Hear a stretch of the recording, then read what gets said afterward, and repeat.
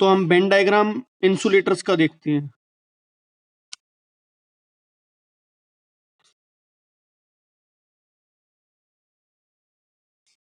Ben diagram for insulators.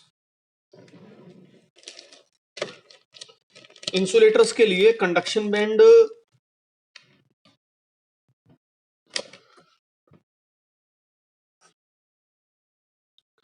और valence band, इनके बीच में काफी एनर्जी गैप है। दैट मीन्स अगर ये हमारा कंडक्शन बैंड है और ये वैलेंस बैंड है नीचे वाला,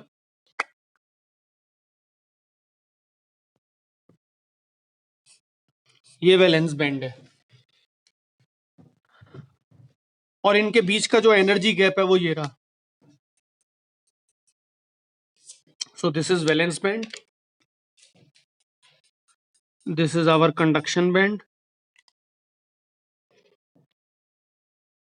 वैलेंस बैंड, कंडक्शन बैंड, और इनके बीच का जो गैप है this is the energy gap, forbidden energy gap, and it is approximately equal to 6 electron volt.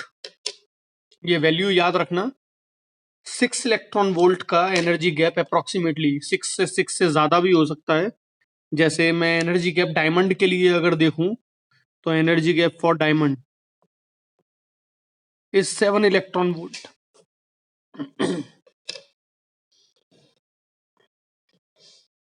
तो we can say that electrons are available in the valence band, valence band में available है, but no matter how much heated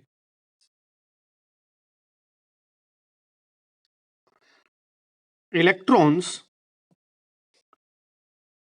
cannot jump from valence band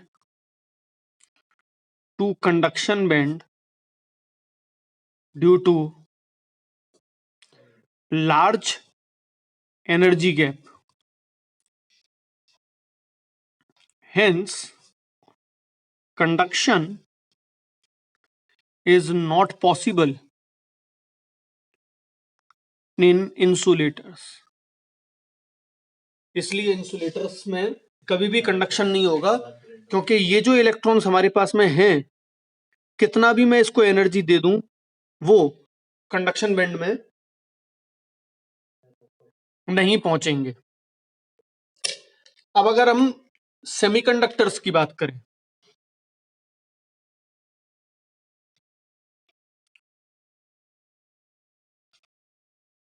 band diagram for semiconductors,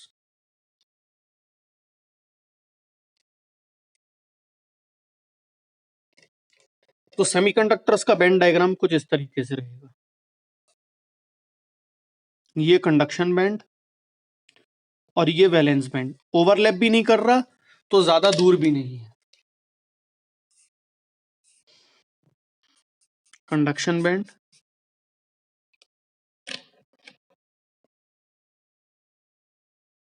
valence band.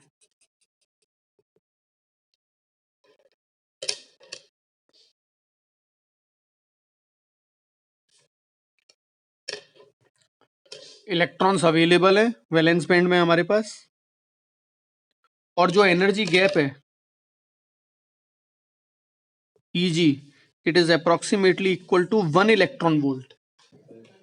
That means अगर मैं specifically बोलूं तो energy gap silicon के लिए अगर हम देखें तो वो होता है 1.1 इलेक्ट्रॉन वोल्ट, और एनर्जी गैप जर्मेनियम के लिए अगर हम देखें, दोनों सेमीकंडक्टर हैं सिलिकॉन और जर्मेनियम, जर्मेनियम के लिए होता है 0.74 इलेक्ट्रॉन वोल्ट। ये दोनों वैल्यू याद रखनी है। सिलिकॉन के लिए एनर्जी गैप होता है 1.1 इलेक्ट्रॉन वोल्ट और जर्मेनियम के लिए 0.74 इलेक्ट्रॉन वोल्ट। मतलब 1 इलेक्ट्रॉन वोल्ट की रेंज में ही है अप्रोक्सीमेटली। तो एब्सोल्यूट जीरो पे जो एनर्जी लेवल इलेक्ट्रॉन का होता है उसको हम बोलते हैं फर्मी लेवल। लास्ट क्लास में हम लोगों ने डिस्कस किया था इसको। तो एट एब्सोल्यूट जीरो, मेटल्स में क्या हो रहा था, एब्सोल्यूट जीरो है तब भी इलेक्ट्रॉन्स कंडक्शन बैंड में अवेलेबल थे। मतलब अगर मैं कोई मेटल लेता हूं और एक छोटी सी बैटरी लगाता हूं, और अगर उस मेटल का कंडक्ट जो टेम्परेचर है वो एब्सोल्यूट जीरो है, तब भी वो कंडक्शन शो करेगा। लेकिन सेमीकंडक्टर के साथ ऐसा नहीं है। जब एब्सोल्यूट जीरो टेम्परेचर है, at absolute zero temperature, no electron has energy to jump from valence band to conduction band. Hence, semiconductor behaves as an insulator at absolute zero। तो एब्सोल्यूट जीरो टेम्परेचर पे semiconductor insulator की तरह behave कर रहा है, कोई conduction नहीं है, because no electron is available in the conduction band.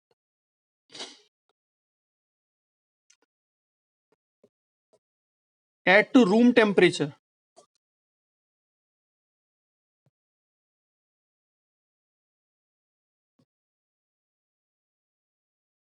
some valence electrons gain enough energy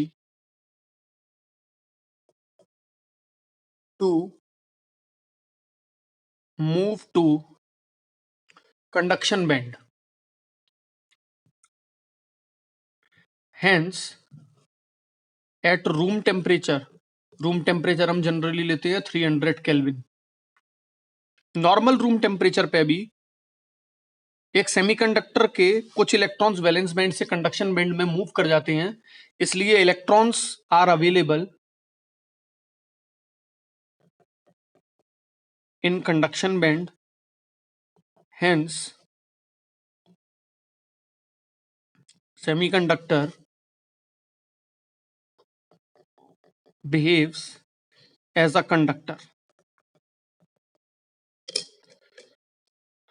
तो at room temperature semiconductor behaves as a conductor. Just for information ये रिलेशन है, fraction of electrons moving to conduction band, that is P is equal to e to the directly proportional to e to the power Eg by small k into T, where small k is Boltzmann constant। ये relation Richard डशमैन relation कहलाता है।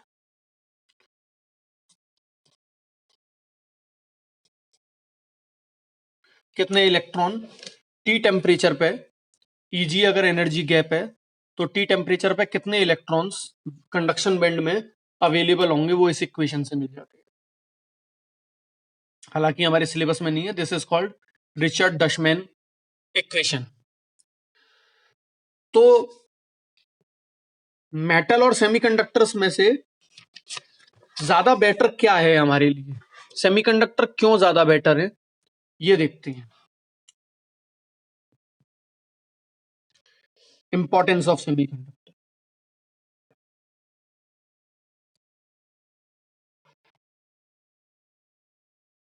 अब ये तो clear हो गया कि semiconductor absolute zero पे तो इंसुलेटर की तरह बिहेव करते हैं, और रूम टेम्परेचर पे पहुंचते ही वो एक कंडक्टर की तरह बिहेव करना शुरू कर देंगे। लेकिन फायदा क्या है हमारा इसमें, तो इसमें कुछ चीजें हमको नोट करनी है जो मेटल से बेटर बनाती हैं सेमीकंडक्टर को। As an electron leaves valence band, it leaves a vacant space in valence band. जब इलेक्ट्रॉन वैलेंस बैंड से कूद के कंडक्शन बैंड में जाता है तो कंडक्शन बैंड में तो इलेक्ट्रॉन पहुंच गया, लेकिन वैलेंस बैंड में एक जगह खाली रह गई जहां पर वो इलेक्ट्रॉन पहले मौजूद था. सच अनफिल्ड वैकेंट स्पेसेस आर. हाँ, कौन?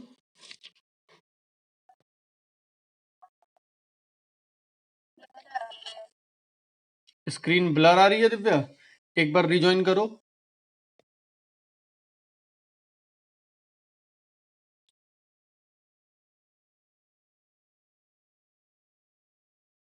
ये होल का कंसेप्ट थोड़ा ध्यान से समझना सब लोग. Such unfilled vacant spaces are termed holes.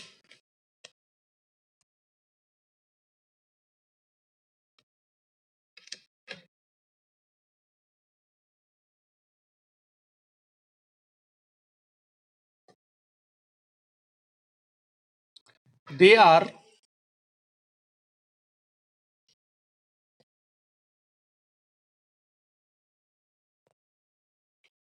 Mathematically, physical तो एग्जिस्टेंस नहीं है उनका, दे आर मैथमेटिकली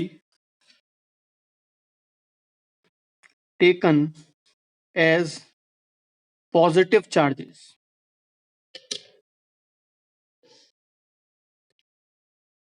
अब एक बार समझना, देखना, ये हमारा सेमीकंडक्टर है.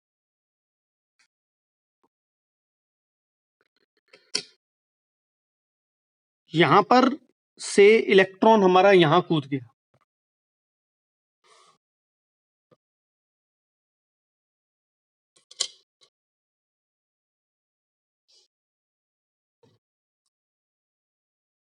वैलेंस बैंड से कंडक्शन बैंड में इलेक्ट्रॉन हमारा कूद गया.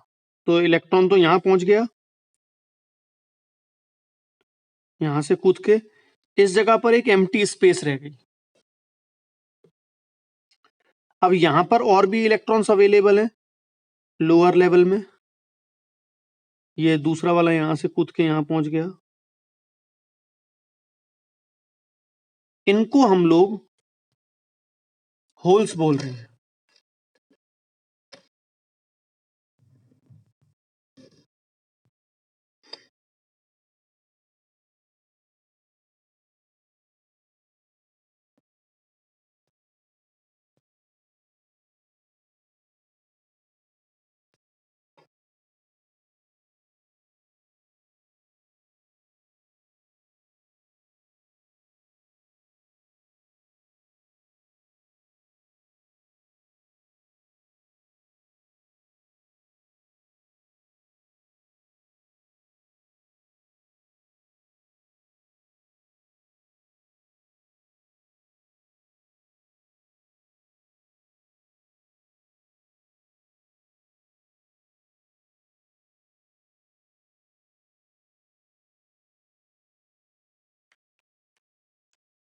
अब जब आप इलेक्ट्रिक फील्ड लगाएंगे तो सपोज से मैंने इलेक्ट्रिक फील्ड जनरेट करी, इस तरीके से मैंने इलेक्ट्रिक फील्ड लगाई एक्सटर्नल.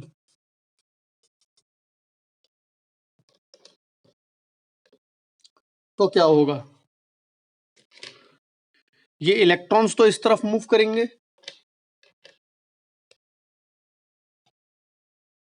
इलेक्ट्रॉन्स तो इस तरफ मूव करेंगे,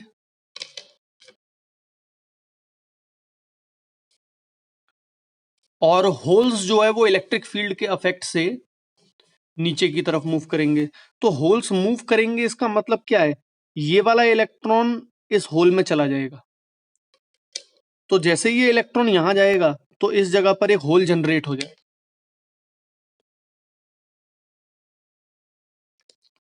तो फील क्या हो रहा है, फील ये हो रहा है कि इलेक्ट्रॉन इस तरफ मूव कर रहे हैं और होल नीचे की तरफ मूव कर रहा है. तो we can say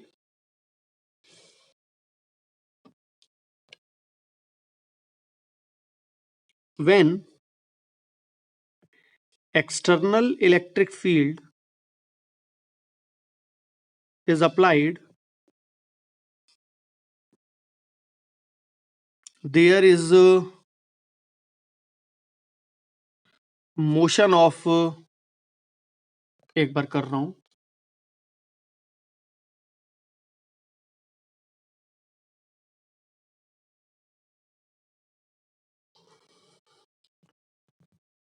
देखना,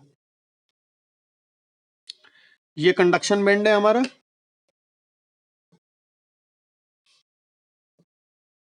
और ये वैलेंस बैंड है। जब हमने एक्सटर्नल इलेक्ट्रिक फील्ड लगाई इस तरीके से, तो क्या होगा, इलेक्ट्रॉन पर फोर्स लगेगी, ये इलेक्ट्रॉन है, इलेक्ट्रॉन पे फोर्स लगेगी इस तरफ, तो इलेक्ट्रॉन ऊपर की तरफ मूव करेंगे। तो कंडक्शन बैंड में कौन मूव कर रहा है, इलेक्ट्रॉन्स। और यहां पर इलेक्ट्रॉन यहां से यहां जब जंप कर गया, तो इस जगह एक वैकेंसी रह गई, यहां पर जो इलेक्ट्रॉन है वो इसमें मूव कर जाएगा इस इलेक्ट्रिक फील्ड की वजह से। तो वर्चुअली अगर हम देखेंगे तो हमको ऐसा फील होगा कि कंडक्शन बैंड में इलेक्ट्रॉन ऊपर की तरफ मूव कर रहे हैं, और वैलेंस बैंड में होल्स ऊपर से नीचे की तरफ मूव कर रहे हैं। तो इलेक्ट्रॉन की वजह से करंट जो है वो कंडक्शन बैंड में है, और होल्स की वजह से जो करंट है वो वैलेंस बैंड में मिल रहा है हमको। तो अल्टीमेटली हमको दोनों में ही करंट मिल रहा है, कंडक्शन बैंड में और वैलेंस बैंड में। कंडक्शन बैंड में किसकी वजह से, due to movement of electrons, और वैलेंस बैंड में due to movement of holes. So when external electric field is applied, there is motion of electrons in the conduction band, and motion of holes in valence band. Hence, both electrons and holes contribute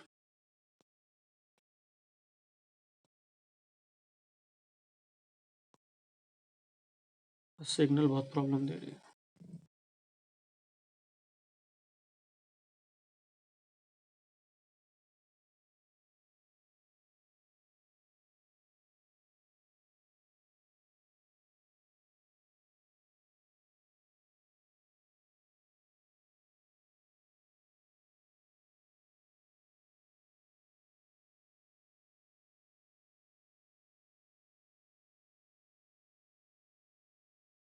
Both electrons and holes contribute to current in semiconductors.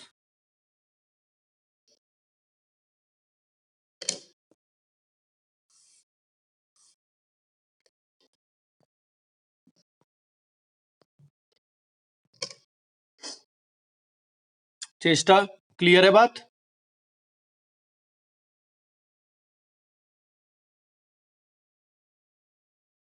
चेष्टा, दिव्या,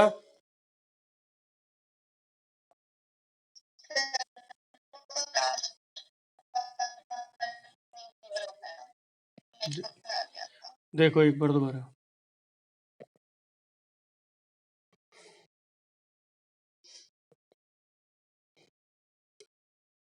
ये conduction band है,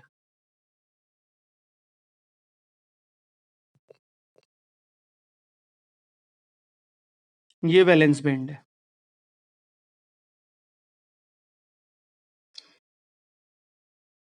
यहां पर upper level में भी electrons हैं, इनमें से मैं ये मानता हूं कि एक इलेक्ट्रॉन इधर कूद के चला गया, फिर ये इलेक्ट्रॉन्स हैं अवेलेबल हमारे पास में, फिर ये एक इलेक्ट्रॉन इधर कूद गया, तो इलेक्ट्रॉन की डेफिशिएंसी रह गई वैलेंस बैंड में।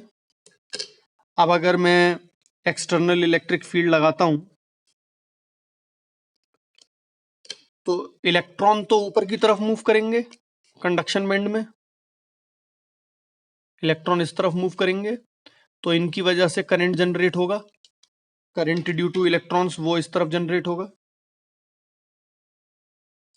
अब इसमें नीचे की तरफ में भी तो इलेक्ट्रॉन्स हैं, जब ये इलेक्ट्रॉन इसमें मूव करेंगे होल में तो हमको ऐसा फील होगा वर्चुअली कि ये होल जो हैं वो नीचे की तरफ मूव कर रही है। ये वाला होल हमको ऐसा लगेगा यहां आ गया और ये वाला होल मूव करके यहां आ गया। तो हम ऐसा अज्यूम कर रहे हैं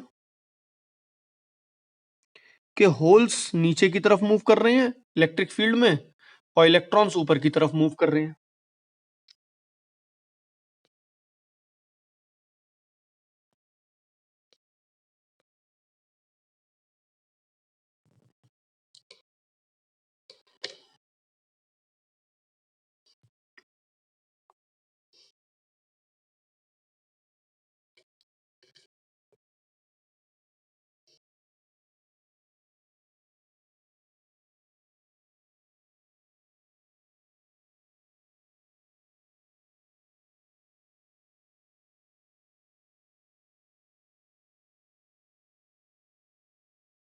बात क्लियर हुई दिव्या? दोनों का कंट्रीब्यूशन है करंट में, इलेक्ट्रॉन्स का भी और होल्स का भी।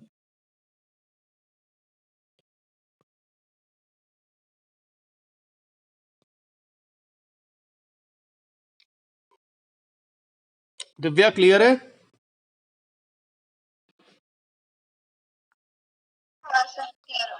Hitendra clear sir, clear. Kaushalendra clear sir.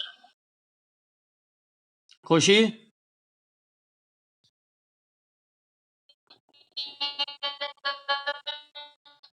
Krishnashree clear sir. Love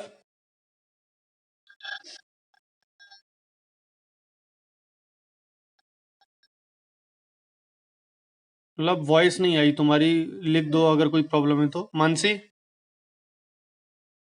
clear है सर। पुष्कर क्लियर है sir. Radhika clear sir. Saurabh clear sir. Shipra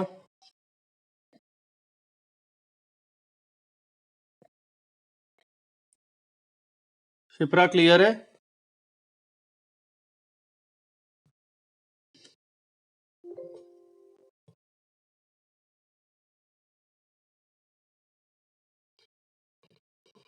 ठीक है,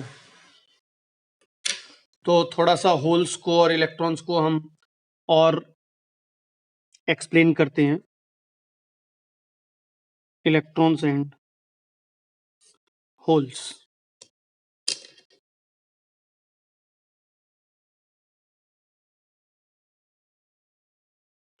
In semiconductor lattice,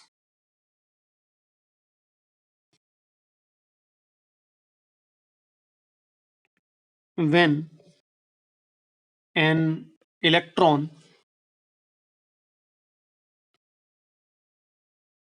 receives external energy, it breaks a covalent bond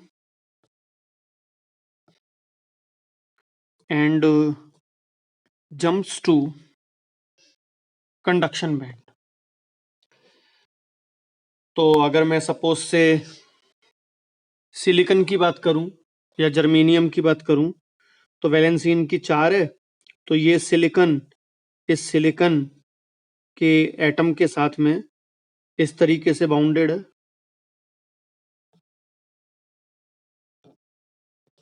covalent bond बने हुए हैं इनके बीच में, तो कोवेलेंट बॉन्ड के लिए दो दो इलेक्ट्रॉन्स हैं हमारे पास।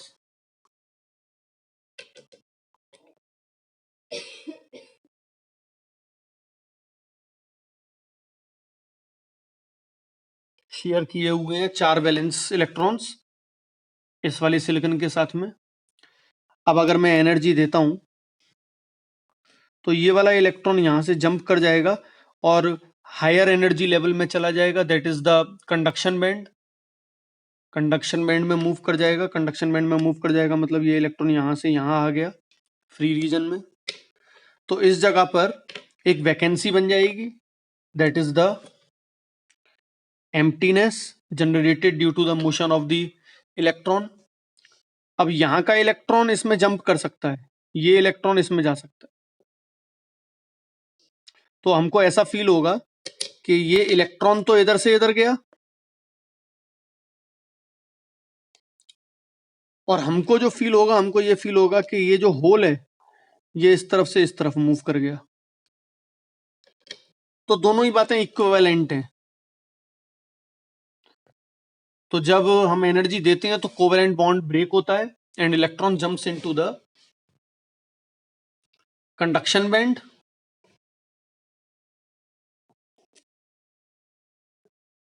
इलेक्ट्रॉन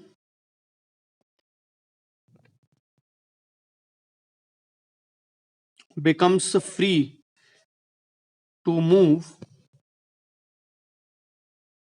in crystal lattice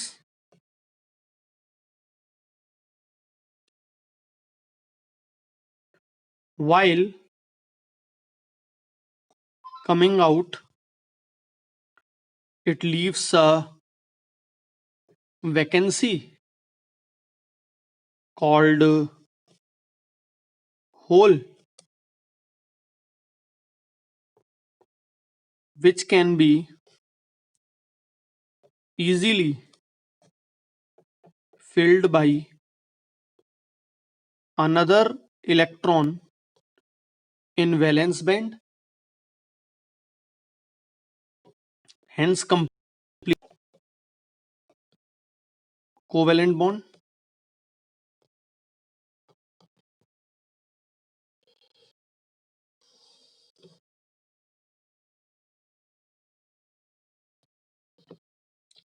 और ये completion of covalent bond is called electron hole recombination।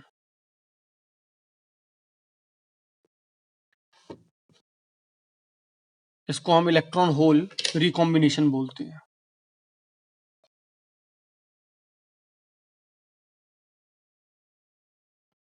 अब जरूरी नहीं है electron hole recombination neighbouring atom से ही हो वैलेंस बॉन्ड के, हो सकता है कंडक्शन बैंड से वापस इलेक्ट्रॉन लौट के आ जाए इस होल की लोकेशन में।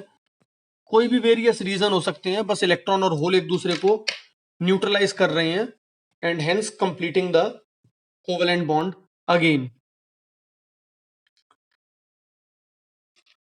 अगर किसी को डाउट है तो जस्ट रेज योर हैंड यहां तक इलेक्ट्रॉन और होल के कंसेप्ट में।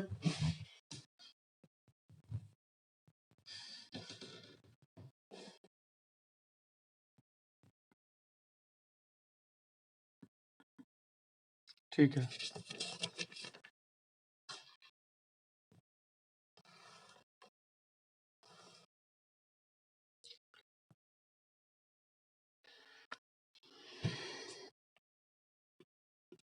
Types of semiconductors. Semiconductor basically दो तरीके के होते हैं, intrinsic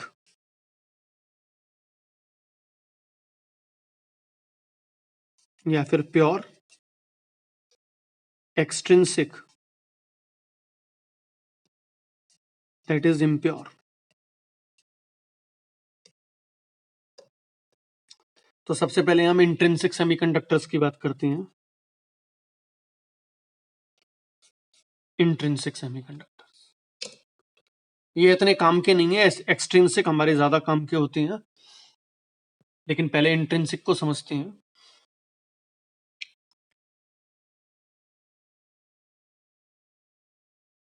intrinsic semiconductor is pure. जैसे अगर मैं सिलिकॉन की बात करता हूं तो सिलिकॉन का इलेक्ट्रॉनिक कॉन्फ़िगरेशन हो जाएगा, एटॉमिक नंबर सिलिकॉन का 14 और इलेक्ट्रॉनिक कन्फिग्रेशन हो जाएगा 1s2 2s2 2p6 3s2 3p2। Intrinsic state है ये। Germanium atomic number 32। और भी होते हैं गैलियम आर्सेनाइड, अलग अलग डिफरेंट टाइप के, पर जनरली हम सिलिकॉन और जर्मेनियम पे ज्यादा फोकस करेंगे। 1s2 2s2 2p6 3s2 3p6 3d10 4s2 4p2। ये इलेक्ट्रॉनिक कन्फिगरेशन है जर्मेनियम का।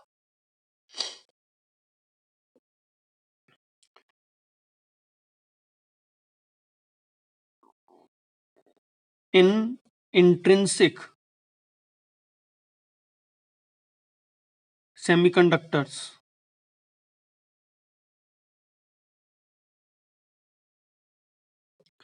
thermally generated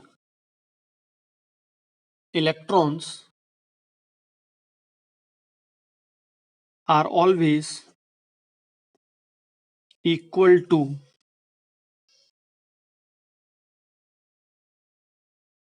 number of holes।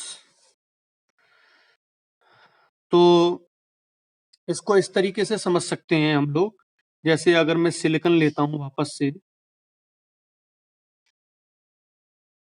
तो सिलिकॉन की चारों वैलेंसी कंप्लीटली बॉन्डेड हैं दूसरे सिलिकॉन के एटम के साथ। और इसका रिप्रेजेंटेटिव डायग्राम मैं ऐसे लेता हूं, कंडक्शन बैंड है, ये वैलेंस बैंड है। तो टोटल इलेक्ट्रॉन्स में ले रहा हूं 1 2 3 4 5 6 7 8, 1 2 3 4 5 6 7 8। अब जब मैं थर्मल एनर्जी दूंगा, दैट इज हीट, अगर मैं हीट प्रोवाइड करूंगा तो एक इलेक्ट्रॉन कोई भी हीट को लेगा और वो जंप करके फ्री रीजन में चला जाएगा और इस जगह पर होल जनरेट हो जाएगा। तो एक इलेक्ट्रॉन जाएगा तो एक होल जनरेट होगा, मतलब यहां से एक इलेक्ट्रॉन अगर यहां जंप करेगा तो एक होल जनरेट होगा। अगर दो करेंगे तो दो होल जनरेट होंगे। मतलब number of electrons in the conduction band is equal to number of holes in the valence band. Number of electrons is equal to number of holes. यही बोल रहा है। ये जो इलेक्ट्रॉन है वो थर्मली जनरेटेड है, हीट की वजह से जनरेट हुए हैं। रूम टेम्परेचर पे जब हम लेके गए हैं तो इलेक्ट्रॉन्स को इतनी एनर्जी मिल गई कि वो कंडक्शन बैंड में जंप कर जाए। तो जितने इलेक्ट्रॉन कंडक्शन बैंड में होंगे उतने ही होल्स वैलेंस बैंड में होंगे। And that is what the statement says, in intrinsic semiconductors thermally generated electrons are always equal to number of holes।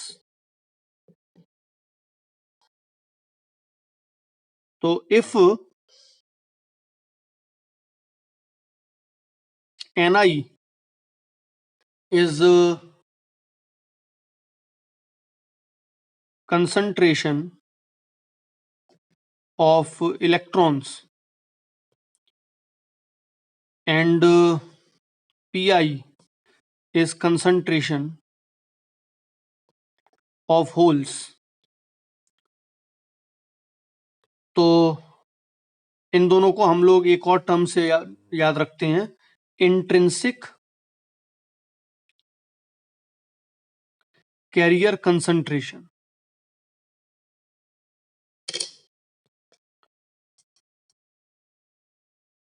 Intrinsic carrier concentration. Carrier concentration मतलब कितना charge available है conduction band में और valence band में, जो कि current को carry करेगा। और इंट्रिंसिक स्टेट है, प्योर स्टेट है, तो इंट्रिंसिक कैरियर कंसंट्रेशन, और हमको पता है Ni is equal to Pi। जितने इलेक्ट्रॉन का कंसंट्रेशन होगा उतना ही होल्स का कंसंट्रेशन होगा इंट्रिंसिक सेमीकंडक्टर में। सब लोगों को क्लियर है यहां तक बात?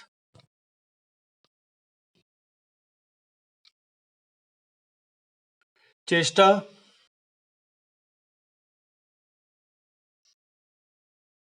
Divya,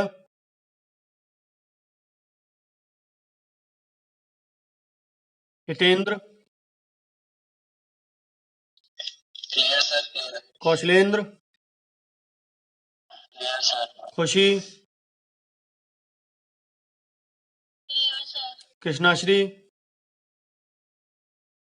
clear sir, love,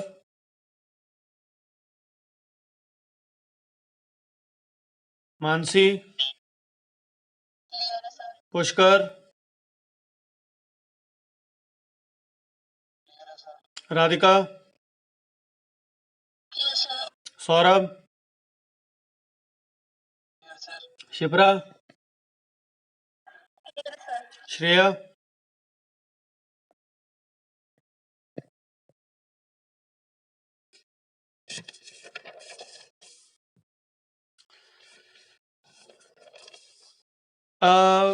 concentration की यूनिट हम लोग नंबर्स में लेंगे, जो हमने पिछला फॉर्मूला लिया था ना, ये वाला फॉर्मूला।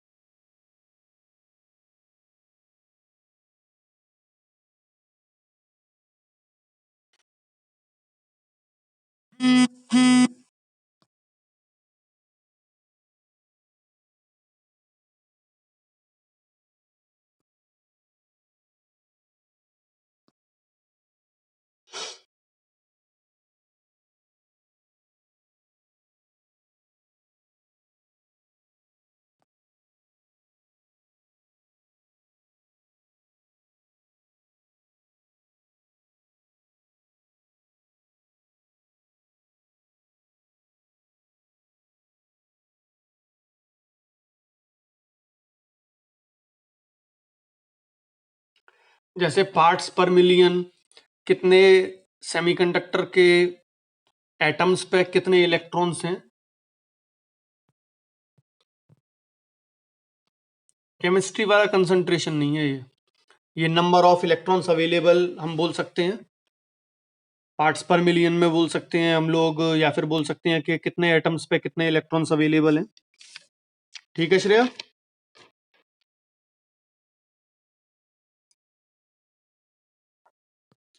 लव एक बार रिज्वाइन करो।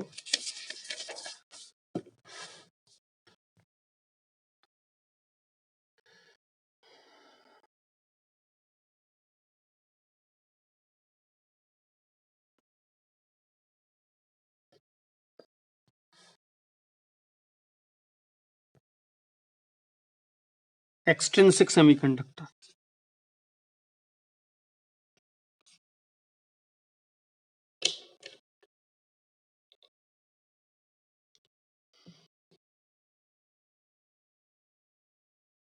when some impurity, generally group 3 or group 4 element, are added to pure semiconductor,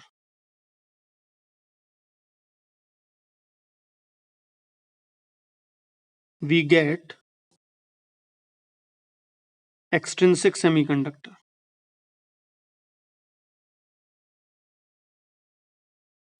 Process of adding impurity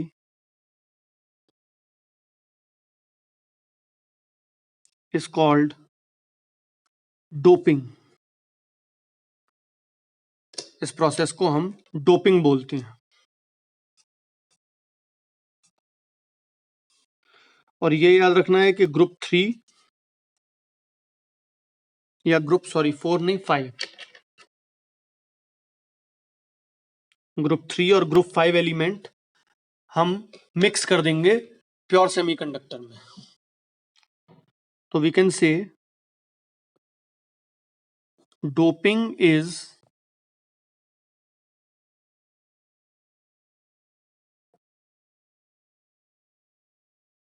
the process of deliberately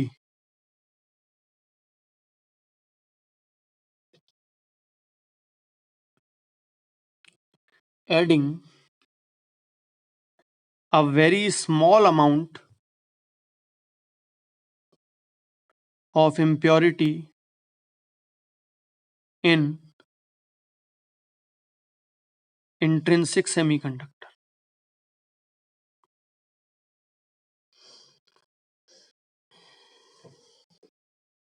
doping के मेथड्स क्या हैं?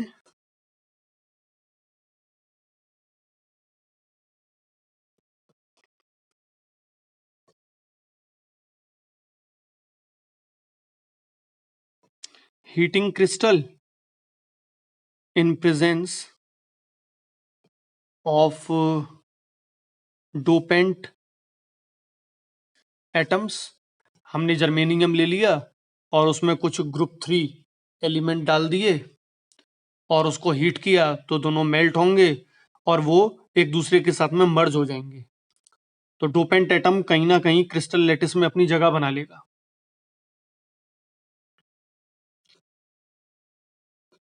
Adding impurity in molten state of semiconductor, पिघला लिया पहले semiconductor को, germanium को या silicon को, और उसमें डोपेंट डाल दिया।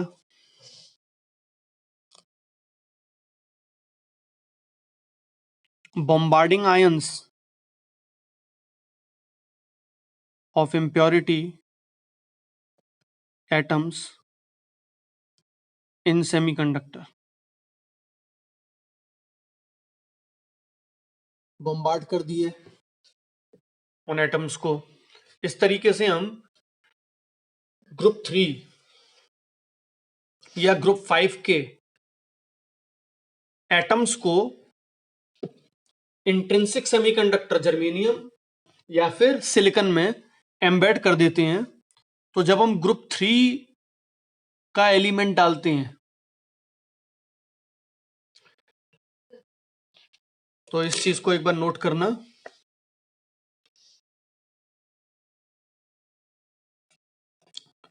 When a semiconductor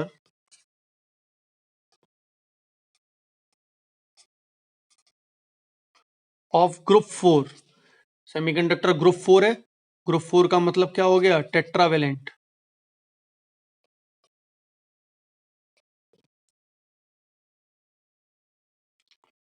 is doped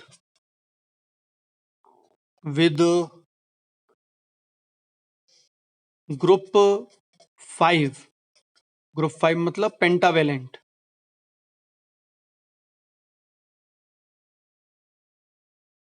impurity,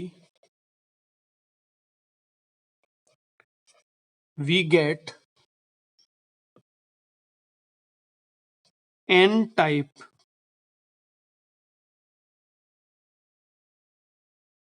semiconductor.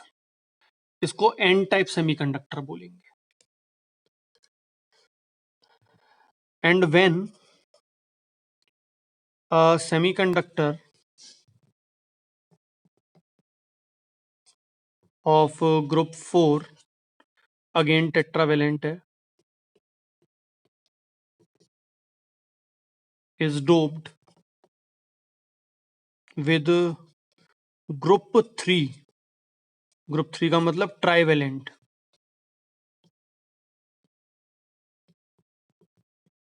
impurity, we get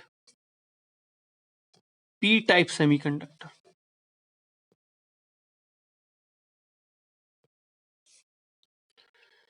तो दो तरीके के एक्सट्रिंसिक सेमीकंडक्टर हो गए, एक हो गए एन टाइप और एक हो गए पी टाइप।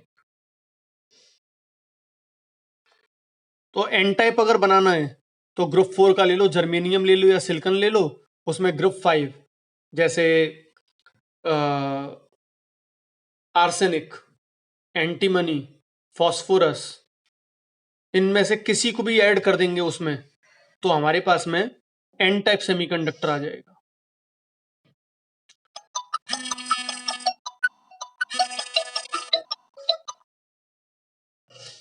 और अगर हम ट्राइवेलेंट इम्प्योरिटी ऐड कर देंगे तो पी टाइप सेमीकंडक्टर आ जाएगा। किसी को डाउट इस बात में?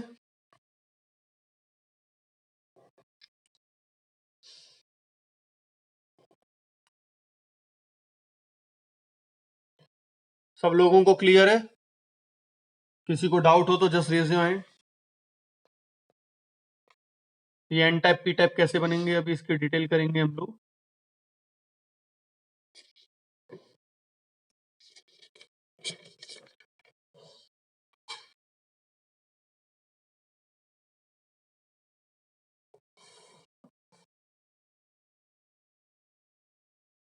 तो सबसे पहले हम लेते हैं एन टाइप सेमीकंडक्टर।